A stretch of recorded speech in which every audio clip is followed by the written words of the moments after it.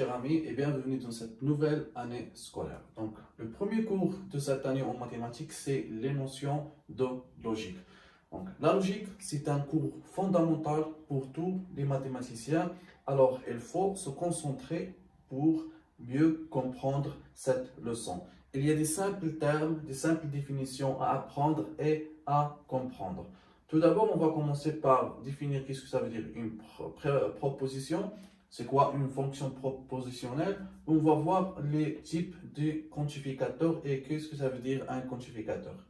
Pour la deuxième partie, on va voir les opérations sur les propositions. On va voir la conjonction, la disconjonction, la négation d'une proposition. On va voir l'implication et l'équivalence. Pour la troisième partie, on va voir tous les types de raisonnement en mathématiques. Donc, on va diviser cette partie en deux vidéos car il y a plusieurs raisonnements et il faut les comprendre tous. Donc, on va commencer par la première partie et on va définir qu'est-ce que ça veut dire une proposition. Alors, une proposition, donc une proposition, c'est une énoncé mathématique, donc énoncé mathématique, ou bien un simple texte mathématique. Donc, cet énoncé ou bien ce texte-là pouvant être soit vrai, soit faux. Donc, c'est un degré de vérité pour une proposition. On appelle un degré de vérité, ça veut dire s'il est vrai ou bien s'il est faux. Donc, pouvant être vrai ou faux, mais pas les deux en même temps.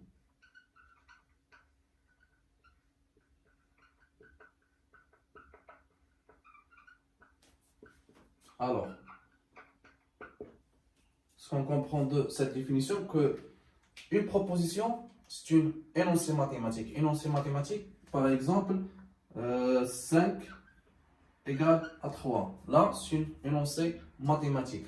Par exemple, 5 est supérieur, strictement supérieur à 2. Là, c'est une énoncé mathématique aussi.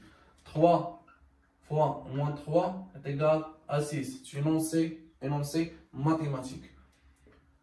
Exemple de texte mathématique, par exemple, on peut dire 1 est un nombre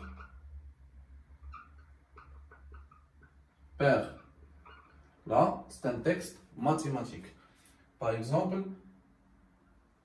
l'addition ou bien la somme de deux nombres impairs est un nombre pair. Voilà des exemples des propositions. Là, ce sont des énoncés mathématiques et là, ce sont des textes mathématiques. Là, comme on a dit, cet énoncé ou bien ce texte pouvant être vrai ou faux, mais pas les deux en même temps. Alors là, 5 est égal à 3. C'est un énoncé ou bien c'est un énoncé faux. Donc, j'écris F ou bien j'écris 0. F pour faux, V pour vrai. Si je vais utiliser les lettres. Si je veux utiliser les numéros, je peux dire 0 pour faux et 1 pour vrai. Mais souvent, on utilise les numéros, les chiffres, ce n'est pas les lettres. Alors, là, c'est un énoncé faux. 5 est strictement supérieur à 2, c'est un énoncé vrai, ou bien 1. 3 fois moins 3, c'est moins 9, donc c'est un énoncé faux. 1 est un nombre pair, non, 1 c'est un nombre impair, donc c'est un énoncé, ou bien c'est un texte mathématique faux. F ou bien 0. La somme de deux nombres impairs, c'est un nombre pair. On a démontré là dans l'année de tronc commun, donc un nombre pair, c'est 2k plus 1, plus 2k' plus 1 sont des nombres impairs. là, je vais simplifier, c'est 2k plus 2k' plus 2. Donc, c'est 2 factoriel k plus k' plus 1. C'est la forme de 2k secondes qui est la forme d'un nombre pair. Donc, on a déjà montré ça dans l'année précédente. Donc, c'est un énoncé V. Donc, je écris V ou bien 1. Donc là, ce sont des exemples pour des propositions. Deuxièmement, on va voir la fonction propositionnelle. Donc, quelle est la différence entre une proposition et une fonction propositionnelle? Alors, on appelle une fonction propositionnelle, c'est tout énoncé contenant au moins un variable x. Donc, il peut contenir x, y, z, etc. Donc, tout énoncé contenant au moins un variable x est dite fonction propositionnelle. Alors, pour les propositions, on utilise les symboles P, Q, R, S, T, etc. Donc, les lettres latines majuscules. Pour les fonctions propositionnelles, puisqu'ils sont des fonctions, alors on va les écrire sous forme de fonctions. Donc, P, je garde le symbole de la proposition et je mets X. S'il est en fonction de deux variables X, Y, donc je mets P, X, Y. Trois variables, je mets P, X, Y et Z. Donc là, ce sont les symboles de la proposition et de la fonction propositionnelle. Donc, on a dit que c'est tout énoncé contenant au moins un variable x. Elle peut contenir deux ou trois ou plusieurs variables.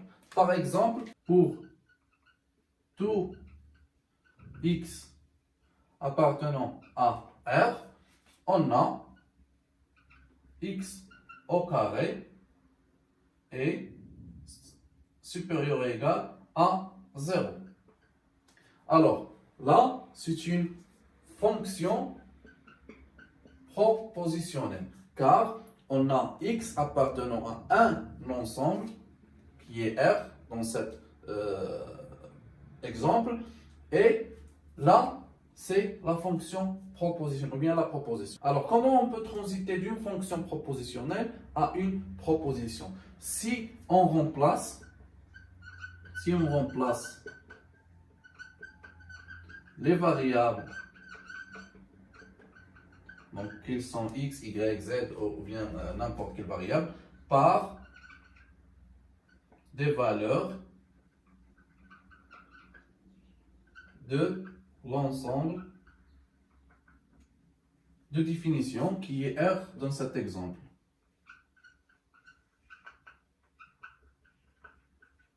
Alors, si je dis pour tout x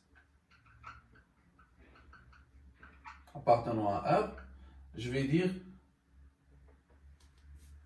x au carré est supérieur ou égal à 0. Ça reste encore une fonction prépositionnelle, mais si je dis, donc là c'est x au carré supérieur ou égal à 0, mais si je dis par exemple 4 est supérieur ou égal à 0, ça va nous donner 2 à la puissance 2 supérieur ou égal à 0. Donc 2, c'est une valeur de x dans l'ensemble R. Donc je donne des valeurs aux variables x pour transiter d'une fonction propositionnelle à une proposition. Donc la fonction propositionnelle, c'est comme une fonction qui a des variables. Donc je remplace cette variable par une valeur de l'ensemble, donc je change en proposition. Donc, un autre exemple pour tout x appartenant à R, on a racine x carré est égal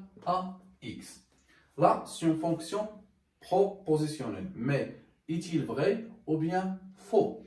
Donc, si x est égal à 2, on aura quoi? Racine de 2 au carré est égal à 2. Si x est égal, par exemple, moins 3, on aura quoi? Racine de moins 3 au carré, qui est égal à quoi? À racine 9, qui est 3. Donc là, on n'a pas le x qui est moins 3, donc on a le moins x. Donc là, c'est une proposition fausse. Pour les nombres positifs, donc c'est R plus, on a cette proposition est vraie. Pour les nombres négatifs, R moins, cette proposition est fausse. Donc là, c'est vrai, on écrit 1, et là, c'est fausse. Et là, ce sont deux exemples d'un nombre positif et d'un nombre négatif. Un autre exemple pour deux variables, donc là, c'est une fonction de deux variables x et y. Donc, je vais écrire pour tout x, y appartenant. Donc, je peux écrire, par exemple, pour tout x appartenant à R, pour tout y appartenant à R, ou bien j'écris pour tout x, y appartenant à R au carré. R au carré, ça ne veut pas dire que les nombres sont au carré, mais c'est R fois R. Ça veut dire que le premier variable appartient à R, le deuxième variable appartient à R. Si j'ai encore trois variables, je mets R cube. Donc par exemple là, R, X, Y et Z appartenant à R cube. Donc pour tout X, Y appartenant à R au carré. Donc pour tout X et Y appartenant à R au carré, je vais mettre cet exemple, X plus Y, la valeur absolue est égale à la valeur absolue de X plus la valeur absolue de y. Donc là, c'est une fonction propositionnelle. Mais encore, est-il vrai ou bien faux? Donc si x, par exemple, est égal à 2 et y est égal à 5. Donc là, ce sont des nombres positifs, R plus. Donc on va avoir 2 plus 5 est égal à la valeur 2 plus la valeur absolue est 5. Car elles sont déjà des nombres positifs, donc la valeur absolue ne va changer rien. Mais si j'ai des nombres négatifs, donc la valeur absolue va les changer en nombres positifs, donc la valeur de l'opération va changer. Si x, par exemple, est égal à moins 1 et y est égal à 2. Donc j'aurai moins 1 plus 2, c'est quoi? C'est la valeur absolue de 1 qui est 1. Mais la valeur absolue de 1 plus la valeur absolue de 2, c'est 1 plus 2, c'est 3. Donc, ils sont différents. Alors, c'est une fonction propositionnelle fausse, car je n'ai pas divisé l'intervalle, donc elle est fausse. Si j'ai divisé l'intervalle, ou bien si je divise l'intervalle, donc je peux dire que pour les nombres positifs, la proposition, ou bien la fonction propositionnelle est vraie. Pour les nombres négatifs, la proposition, ou bien la fonction propositionnelle est fausse. Mais lorsque je parle de l'ensemble de l'intervalle, R, donc cette fonction propositionnelle est fausse. Donc j'écris F, ou bien 0. Alors, passons maintenant pour voir les quantificateurs. Donc, on a deux types de quantificateurs. On a le quantificateur universel et le quantificateur existentiel. Donc, je vais commencer par les quantificateurs universels. 3, 1. Quantificateur universel. Alors, c'est quoi le quantificateur universel? Donc, le quantificateur universel, donc par exemple, si on dit pour tout x appartenant à R, on a la préposition AX. Donc, ce terme-là, pour tout, c'est le quantificateur universel. Donc, je donne des valeurs illimitées pour R. Donc, je peux dire aussi quel que soit x. Ça veut dire quelle que soit la valeur de x dans un certain intervalle, par exemple dans R. Donc, quelle que soit la valeur de x dans l'intervalle R, il est acceptable pour la fonction propositionnelle AX. Donc, pour tout x, ça veut dire quelle que soit la valeur de x. Donc, le symbole du quantificateur universel, c'est un A inversé. Donc, je le note comme ça. Donc, là, c'est le quantificateur universel. Donc, je peux le lire pour tout x ou bien quel que soit x. Donc, je vais l'écrire. Quel que soit x appartenant à R, on a x au carré supérieur ou égal à 0. Là, c'est une proposition, ou bien c'est une fonction propositionnelle vraie, car quelle que soit la valeur de x, je vais donner par exemple moins 9. Moins 9 au carré, ça va nous donner 81, c'est supérieur ou égal à 0. 7 au carré, c'est 49, il est strictement égal à 0. Donc, quelles que soient les valeurs de x, soit négatives, soit positives, on a x au carré supérieur ou égal à 0. Donc là, c'est le quel que soit. Donc c'est un quantificateur universel. Alors, passons maintenant au quantificateur existentiel. Là, on a deux types de quantificateurs existentiels. Qu'est-ce que ça veut dire existentiel? On peut dire il existe. Là, on peut dire un seul x appartenant à R tel que A de x. Et je peux dire il existe au moins un x qui appartient à R tel que A de x. Donc, quelle est la différence entre la première proposition ou bien la première fonction propositionnelle et la deuxième fonction propositionnelle? Pour la première fonction propositionnelle, on a un seul x. Donc, on ne peut pas trouver 2x, 3x ou bien 0x. On a un seul x. S'il n'y a pas le seul x, donc c'est une fonction fausse. Si j'ai trouvé 2x, par exemple, je ne peux pas dire qu'il existe un seul x tel que x, par exemple, au carré est égal à 4, par exemple. Donc là, si j'écris il existe un seul x appartenant à R tel que x au carré est égal à 4, donc je peux écrire x sous la forme de 2 ou bien x égale moins 2. Donc là, j'ai trouvé deux solutions. Mais l'énoncé dit qu'il existe un seul x. Donc là, c'est une proposition, c'est une fonction propositionnelle fausse, car on a deux solutions possibles. Mais si j'ai dit il existe au moins un x, donc si j'ai trouvé un seul x, donc elle est vraie. Si j'ai trouvé 2 ou plus de x, donc elle reste encore vraie. Donc, بالعربية ملي كنقول il existe un seul يعني يوجد حل واحد او يوجد عدد وحيد يعني ما يمكنليش نلقى شي عدد من غيره.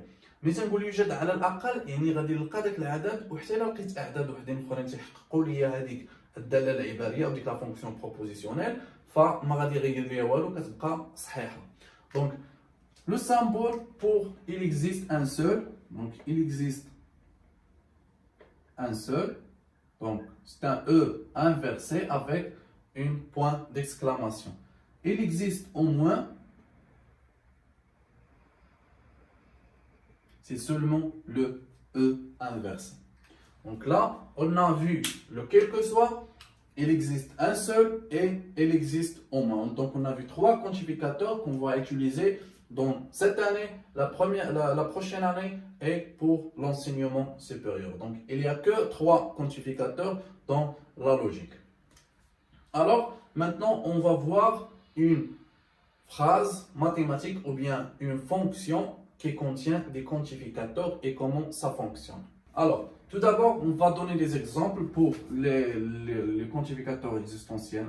Par exemple, il existe un seul x appartenant à R tel que x plus 3 est égal à 7. Donc, cette équation, c'est une équation du premier degré. Donc, x plus 3 est égal à 7. Donc, la solution de cette équation, c'est x est égal à 4. Donc, je veux dire qu'il existe un seul x qui est sa valeur 4, tel que x plus 3 est égal à 7. Donc là, c'est une fonction propositionnelle vraie. Car il y a un seul x, si je remplace sa valeur, je vais obtenir 7. Pour le deuxième exemple, il existe un x appartenant à R tel que x est strictement inférieur à 0. Donc là, il existe un x ou bien il existe au moins un x tel que x est strictement inférieur à 0. Donc je peux donner plusieurs exemples. Je veux par exemple si x est égal à moins 1, donc là, moins 1 c'est strictement inférieur à 0. Si x est égal à moins 3 c'est inférieur à 0. Donc là, j'ai trouvé au moins un x, donc c'est une fonction propositionnelle vraie. Mais si il existe un seul x, donc là, j'ai trouvé 2 et plusieurs x qui acceptent cette inéquation, donc cette fonction propositionnelle est fausse. Alors, je peux mettre des quantificateurs, plusieurs quantificateurs dans une seule fonction propositionnelle. Par exemple, quel que soit x appartenant à R, quel que soit y appartenant à R, j'ai x au carré plus y au carré plus 2xy est égal à x plus y au carré. Donc là, c'est une fonction propositionnelle. J'ai utilisé deux quantificateurs universels. Donc x au carré plus y au carré plus 2xy, c'est x plus y à la puissance 2. Et on sait ça tous depuis les années de collège. Je peux écrire quel que soit x appartenant à R, il existe un y appartenant à R tel que, par exemple, x ou bien y est égal à x plus 1. Donc, comment je vais lire ces deux fonctions-là? Quel que soit x, quel que soit y. Ça veut dire, quelle que soit la valeur de x, par exemple là, je peux le mettre en tableau. Donc là, x1, x2, x3, x4. Donc, quand je regarde les valeurs possibles de x, donc là, ce sont des infinités. Et là, c'est y1, y2, y3, y4, et là, après. Donc, je maintenant, quel que soit x appartenant à R, يعني أي x خديته من هذا المجال هذا، شنو غادي يوقع لي؟ فغادي نقارنو مع جميع الإيكغيكات اللي عندي هنايا. دونك x1 غناخدو مع y1 مع y2 مع y3 مع y4 مع tous les y. دونك خاص هاد x1 ملي نجربو مع كاع لي y يعطيني هاد لا فونكسيون تبقى صحيحه. ثم ملي غادي ناخد x2 كذلك غنجربو مع كاع لي y فخصو تبقى صحيحه. يعني pour tout x là il doit qu'il fonctionne avec les y. دونك ملي غادي نعوض انا ب x فاشنو ما عوضت ب y خاصني الغولاسيون تبقى صحيحه. دونك هادو هما لي كونتيفيكاتور يونيفرسال. L'inverse, oh là, c'est pas l'inverse, mais si je prends x1, x2, x3, pour tout x de cette y, donc si je prends x1, je vais trouver au moins un y1 tel que y1 est égal à x1 plus 1. Même chose, si je prends x2, je vais trouver au moins un y2 tel que y2 est égal à y1 à x1 plus 1. Donc si je prends x par exemple est égal à 1, donc 1 plus 1 c'est 2, donc y est égal à 2. Donc pour x égale à 1, y est égal à 2. Pour x égale à 4, y égale à 5. Donc là, c'est une fonction propositionnelle vrai, toujours vrai. Pour tout x, je trouve un y. Si je mets l'inverse maintenant,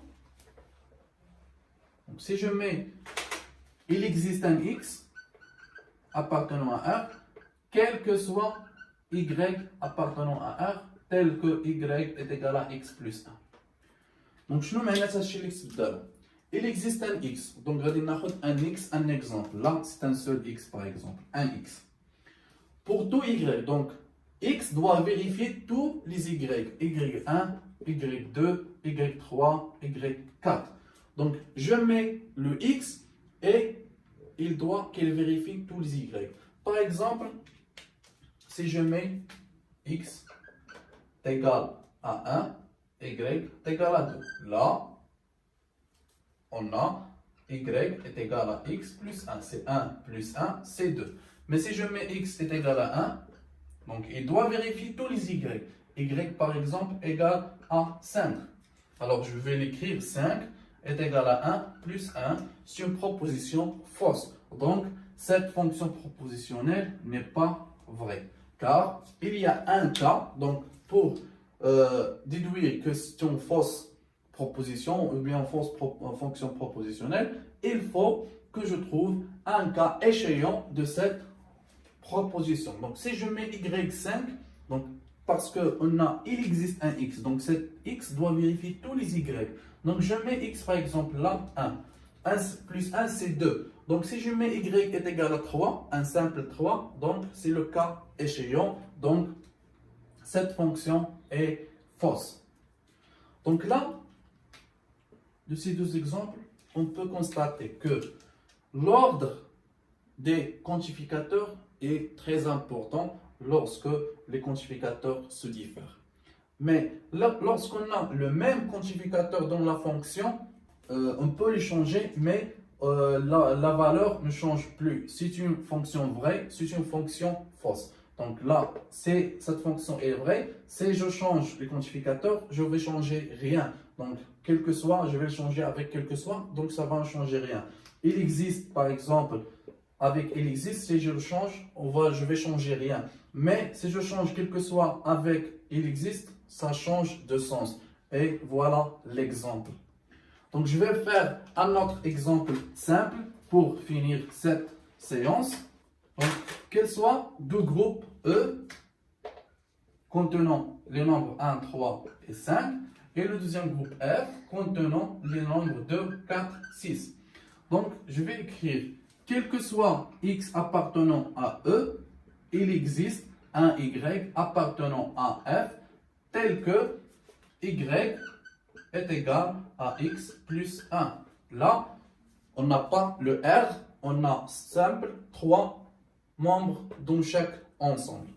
Donc, je vais vérifier pour chaque nombre. Donc là, c'est le premier cas. Quel que soit x, donc je vais prendre 1, je vais prendre 3 et je vais prendre 5. Donc pour tout x, je dois trouver un y qui vérifie x plus 1. Donc je vais ajouter 1 pour tout x. Là, ça nous donne quoi? Ça nous donne 2. Là, ça nous donne 4. Et là, ça nous donne 6. Donc pour le premier cas, si x est égal à 1, y est égal à 2. 2 appartient à f. Donc, pour le premier cas, il est vrai. Si x est égal à 3, j'ajoute 1, c'est 4. Donc, 4 appartient à l'ensemble f. Donc, il existe un y qui est égal à 4 appartenant à l'ensemble f. Si x est égal à 5, même cas, plus 1, ça va nous donner 6. Et 6 appartenant à l'ensemble f. Maintenant, je vais inverser les quantificateurs. Je vais avoir, il existe un x appartenant à E, quel que soit y appartenant à f, tel que y est égal à x plus 1. Donc, qu'est-ce que ça veut dire?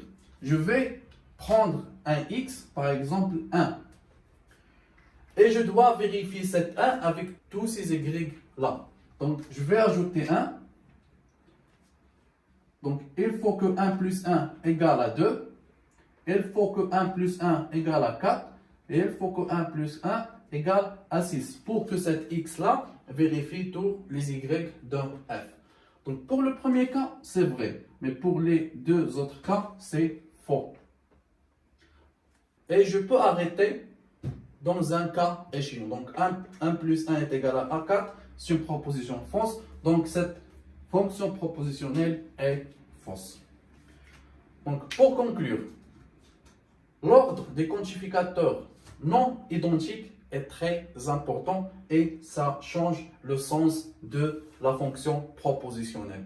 L'ordre des quantificateurs identiques change rien dans le sens de la fonction propositionnelle. Donc, on a vu trois quantificateurs le quantificateur universel quel que soit, le quantificateur existentiel, il existe au moins, et le quantificateur existentiel, il existe un seul, unique. On a vu aussi la définition d'une proposition et la définition d'une fonction propositionnelle. Donc, dans la prochaine séance, Inch'Allah, on va voir les opérations sur les propositions. Alors, j'espère que cette séance est claire. Si vous avez des questions, vous pouvez les poser dans les commentaires ou bien dans le groupe WhatsApp. N'oubliez pas de cliquer sur j'aime si vous aimez cette vidéo. Et si vous n'êtes pas encore abonné, cliquez sur le bouton s'abonner pour voir et avoir toute notification des nouveaux vidéos. Alors, je vais vous voir dans la prochaine séance.